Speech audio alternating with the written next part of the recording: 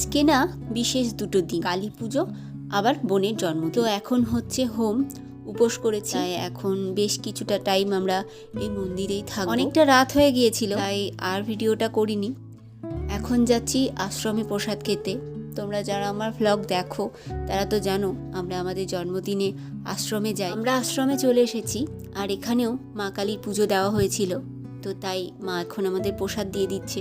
এই আশ্রমে মা কালীর আরাধনা করা হয়, আর নিগমানন্দ আছেন। তবুও এখানে মা কালী হলেও এখানে সমস্ত ভোগ কিন্তু নিরামিষ দেওয়া হয়, আর অপূর্ব সুন্দর হয় সেই ভোগের প্রসাদ। আমরা তো খুব তৃপ্তি করে খেয়ে বাড়ি চলে এসেছি, আর এখন হচ্ছে সন্ধ্যাবেলা। আমি কিছু সবজি কেটে রেখেছি, আজকে আমাদের ডিনারে হবে ম্যাগি, কারণ ওর খেতে ইচ্ছা হয়েছে। আর ওর জন্মদিনের গিফট হিসাবে আমি এই পুতুলটা রেডি করেছি চকলেটের, আর এই চকলেটটা ওর ভীষণ প্রিয়। তো দেখা যাক ওর কেমন লাগে, দেখা হচ্ছে পরের পার্টে।